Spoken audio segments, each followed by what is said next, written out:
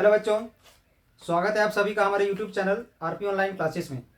मैं आरपी यादव आज का इस क्लास में आप लोग को फिजिक्स 12th क्लास प्रैक्टिकल से रिलेटेड कुछ क्वेश्चंस बताने वाले हैं। जो आपका जो प्रैक्टिकल का जो एग्ज़ाम होता है, प्रैक्टिकल का जो भी एग्ज़ाम होता है उस हर एक साल क्वेश्चन लगभग पूछा ही जाता है। ठीक है, तो प्रैक्टिकल जो होता है 12th क्लास में, ठीक है, उस प्रैक्टिकल का में जो क्वेश्चन आते हैं उस क्वेश्चन में 2 सेक्शन होता है। ठीक है, क्वेश्चन के बारे में हम पहले ही आप लोग को बता चुके हैं, चैनल में हमारा अपलोड किया हुआ है, जाके देख सकते हो आप लोग। तो उसमें क्या होता है, 2 सेक्शन होता है। सेक्शन ए में कुछ एक्सपेरिमेंट रहता है और कुछ एक्टिविटी रहता है। ठीक है, और सेक्शन बी में भी कुछ एक्सपेरिमेंट और कुछ एक्टिविटी रहता है। ठीक है, अब उसमें जवाब क्या देना रहता है, तो दोनों सेक्शन में से कोई एक सेक्शन से कोई एक एक्सपेरिमेंट क्लियर कंप्लीट करना रहता है। ठीक है, और दोनों सेक्शन से एक एक्टिविटी बनाना रहता है। यानी पूरे 3 क्वेश्चन रहता है जो आपको जवाब देना है, उसमें एक्सपेरिमेंट करके दिखाना है, प्रैक्टिकल करके दिखाना है। तो ठीक है, तो जो section A and section B है, दोनों सेक्शन में एक्सपेरिमेंट और एक्टिविटी रहता है। मतलब सेक्शन ए में एक्सपेरिमेंट कुछ और कुछ एक्टिविटी रहता है, और सेक्शन बी में भी कुछ एक्सपेरिमेंट और कुछ एक्टिविटी से रिलेटेड क्वेश्चन रहता है। ठीक है, बट दोनों सेक्शन में से कहीं एक से ही एक एक्सपेरिमेंट बनाना है। अगर हम सेक्शन ए से एक एक्सपेरिमेंट बना लेते हैं तो सेक्शन बी का एक्सपेरिमेंट नहीं बनाना है, और अगर सेक्शन बी का एक एक्सपेरिमेंट बना लिए तो सेक्शन ए का एक्सपेरिमेंट नहीं बनाना है। ठीक है, अब रह गया एक्टिविटी, दोनों से एक एक्टिविटी बनाना है, एक सेक्शन ए से और एक सेक्शन बी से।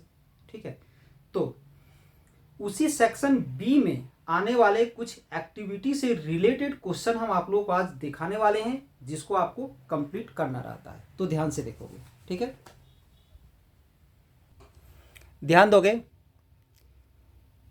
अगर इस एक्टिविटी को अगर वहाँ पर प्रैक्टिकल करके दिखाने की अगर ज़रूरत पड़े तो प्रैक्टिकल करके जैसे यहाँ स्टेटमेंट दिया वैसे दिखा सकते हैं। और अगर नहीं मिलती है आपको, अगर कॉपी तैयार करना है आपको, तो कॉपी तैयार करने के लिए अगर इससे रिलेटेड कॉपी, इस क्वेश्चन से रिलेटेड कॉपी अगर आपको तैयार करना है तो सबसे पहले एक्टिविटी का एक नंबर दे देना है। जो भी आपका एक्टिविटी हो, एक्टिविटी 1, एक्टिविटी 2 या एक्टिविटी 3, जो भी हो, बी लिखने की ज़रूरत नहीं है। एक्टिविटी 1 या एक्टिविटी 2 जितना नंबर होगा एक्टिविटी का उतना एक्टिविटी नंबर दे देना है। यहाँ एम लिख करके इसे लिखना है। ठीक है, इसके बाद उसका एपरेटस का नाम लिख देना है। ठीक है, उसके बाद इसका थ्योरी में पूरा आपका यहाँ से लेकर यहाँ तक आएगा। ठीक है, उसके बाद रजिस्टर में इस लाइन को आपको शो कर देना है। अब इसमें कैपेसिटर, ठीक है, कैपेसिटर में क्या क्या यूज होगा इस लाइन को लिखते हुए जितने सारे डायग्राम है आपको उस डायग्राम को आपको शो कर देना है। तो ध्यान दोगे, ये डायग्राम आपको बना देना है। ठीक है, इसके बाद इसके नीचे एक और डायग्राम है जिसे भी आपको बनाना है। ठीक है, ध्यान दोगे। इसके बाद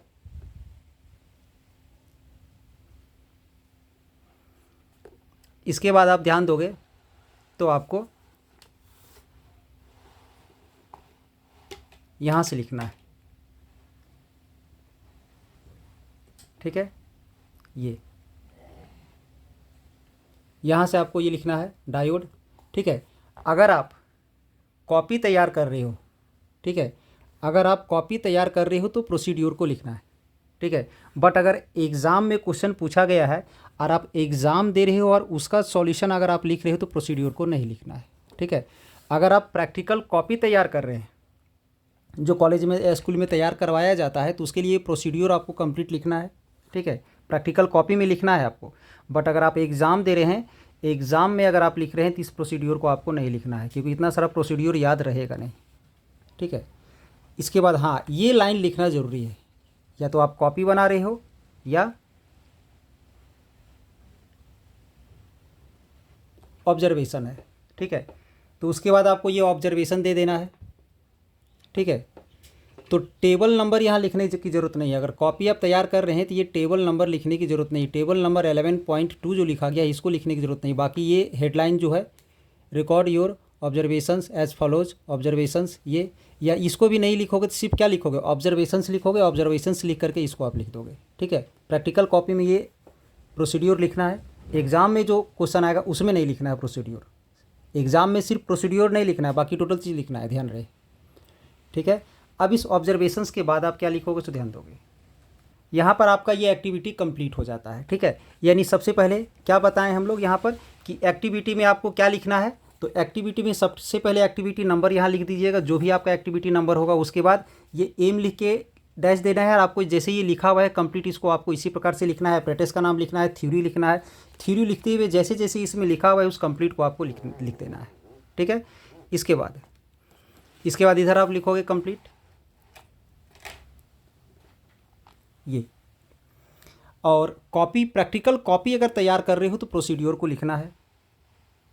ठीक है, प्रैक्टिकल कॉपी तैयार कर रहे हो तो आपको प्रोसीड्योर को लिखना है। लेकिन अगर आप एग्ज़ाम दे रहे हो तो इस प्रोसीड्योर को नहीं लिखना है। सिर्फ एग्ज़ाम के लिए सिर्फ ये प्रोसीड्योर को छोड़ना है। ये प्रोसीड्योर का यहाँ जो आपका 3 पॉइंट्स दिया हुआ है, इस 3 पॉइंट्स को छोड़ देना है। बाकी सब तो आएगा ही आएगा एग्ज़ाम में भी। ठीक है, इस प्रकार से आपका एक एक्टिविटी कंप्लीट हो जाता है। ठीक है, अब हम सेकेंड एक्टिविटी इसी में दिखाते हैं आप लोग को। ये आपका सेकेंड एक्टिविटी होगा। ठीक है, जो भी एक्टिविटी है यहाँ पर आपका एक्टिविटी का नंबर 4 दिया हुआ है, आपको अपना नंबर देना है। जो भी सेकंड होगा तो सेकंड, या तो 3 होगा तो 3। ठीक है, एम में वैसे ही इस प्रकार से एम का नाम लिख दोगे, एपरेटस का नाम लिख दोगे। ठीक है, इसका प्रिंसिपल लिख के डैश दे दोगे, तो ओनली यहाँ प्रिंसिपल लिखोगे सिर्फ। ठीक है, प्रिंसिपल लिख करके आपको इसको कंप्लीट लिख देना है। इसके बाद एक डायग्राम आपका बनेगा। ठीक है, डायग्राम आपका ये आएगा, ध्यान दोगे, ये है प्रिंसिपल में ही ये डायग्राम आएगा। और इस डायग्राम को आपको प्रैक्टिकल कॉपी का वाइट पेज में बनाना है। ठीक है, प्रैक्टिकल कॉपी का वाइट पेज में बनाना है। ठीक है, इसके बाद जिस पेज में आप डायग्राम बनाओगे उस पेज में नहीं, उसी के साइड बगल वाले लाइनिंग वाले पेज में इसको लिखना है आपको। ठीक है, उसके बाद फिर प्रोसीड्योर उसी प्रकार से लिखते जाना है। और अगर एग्ज़ाम में क्वेश्चन आता है तो प्रोसीड्योर को छोड़ देना है।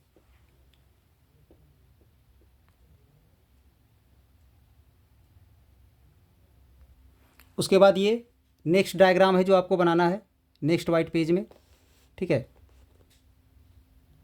उसके बाद उसी का प्रोसीड्योर का 6th पॉइंट है, ये आगे लिखते जाओगे, यहाँ तक 6th पॉइंट तक आपका प्रोसीड्योर है। ठीक है, इसके बाद कंक्लूजन लिखना जरूरी है। या तो आप प्रैक्टिकल कॉपी तैयार कर रहे हो या तो फिर एग्ज़ाम दे रहे हो, क्योंकि मेन रिजल्ट हमारा यही है। कंक्लूजन नहीं छूटना चाहिए।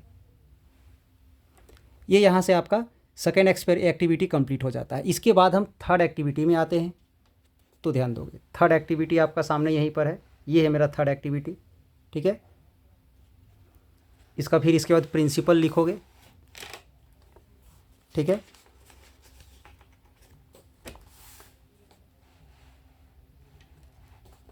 प्रिंसिपल लिखना है। और फिर इसके बाद ये डायग्राम बनाना है आपका वाइट पेज में। ठीक है, डायग्राम बनाने के बाद ये जो यहाँ पर फिगर 11.10 जो लिखा है ये नहीं लिखना है। बाकी सब ये जो लाइन है ये सब लिखना है आपको। ठीक है, ये चीज़ नहीं लिखना है। बाकी ये सब जो भी चीज़ यहाँ दिया हुआ है सबको लिखना है आपको। ठीक है, इसके बाद प्रोसीड्योर एंड ऑब्जर्वेशंस लिखना है आपको। ठीक है, अगर ये क्वेश्चन एग्ज़ाम में अगर आता है तो ऑब्जर्वेशन तो साथ में ही है, इसलिए ऑब्जर्वेशन आपको लिखना ही है। ठीक है, अब यहाँ पर ये जो ब्रैकेट में जो फिगर 11.10 ए लिखा है इसको भी इंडिकेट नहीं करना है, बाकी सब आपको लिखते चले जाना है। ठीक है, यहाँ पर भी इस चीज़ को नहीं लिखना है, बाकी सब लिखते जाना है। इसके बाद आपको ये कंक्लूजन लिखना है। ठीक है, कंक्लूजन लिखना है। ये आगे का जो आपको जो एक्टिविटी दिख रहा है इस एक्टिविटी को आपको नहीं लिखना है। ठीक है, यहीं तक लिखना है इसमें। ठीक है, इस एक्टिविटी में आपको यहीं तक लिखना है। इसके बाद ये आपका नेक्स्ट एक्टिविटी है। ठीक है, जो एक्टिविटी का आपका जो भी नंबर रहेगा वो एक्टिविटी का नंबर दे देना है। ठीक है, एम का नाम वैसे ही लिख दोगे। ठीक है, ये एपरेटस है, एपरेटस का नाम है यहाँ पर। फिर ये डायग्राम आपको शो कर देना है। ठीक है, ये डायग्राम बनाने के बाद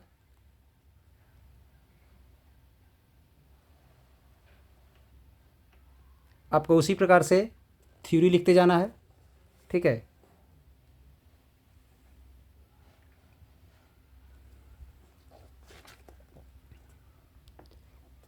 इसी थ्योरी को आगे बढ़ाते हुए, ठीक है, थ्योरी को आगे बढ़ाते हुए आप यहाँ तक पूरा लिख दोगे।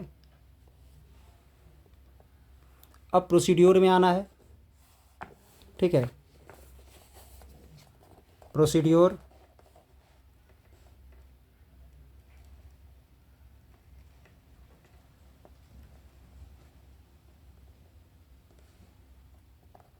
इसके बाद कंक्लूजन, ठीक है। उसके बाद प्रिकॉशन को लिखना है।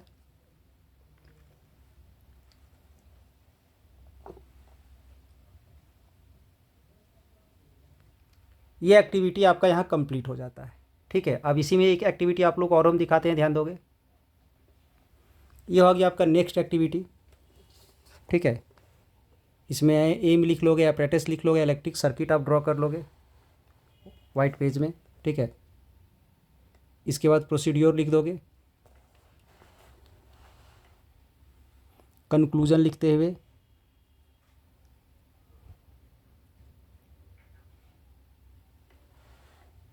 यानी यहाँ तक कंप्लीट लिखने के बाद, यहाँ तक कंप्लीट लिखने के बाद ये एक्टिविटी आपका कंप्लीट हो जाएगा।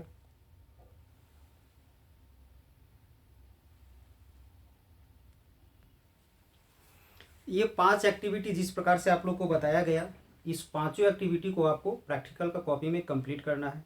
क्योंकि अगर आप लैब जा रहे हो और वहाँ पर एक्सपेरिमेंट प्रैक्टिकल करने की आपको मौका अगर मिल रहा है, तो आप वहाँ से इसी तरह से स्टेप टू स्टेप अपना नोट्स कॉपी को तैयार करोगे, ठीक है।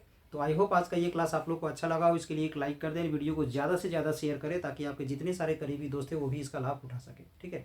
अब अगले क्लास में हम एक्टिविटी का और 2-3 इंपॉर्टेंट क्वेश्चंस लेकर के आएंगे जो लगभग हर एक साल एग्जाम में आता ही आता है, ठीक है। कन्वेक्स लेंस में इमेज का साइज और नेचर कैसा होता है डिफरेंट डिफरेंट कंडीशंस के लिए, वो बताना है। मिरर में डिफरेंट डिफरेंट कंडीशंस में इमेज का साइज और नेचर कैसा होता है, ये सब बताना है, जो हर साल रिपीटेड क्वेश्चन है। इसके बाद वाले क्लास में हम उन दोनों क्वेश्चंस को क्लियर करेंगे। धन्यवाद।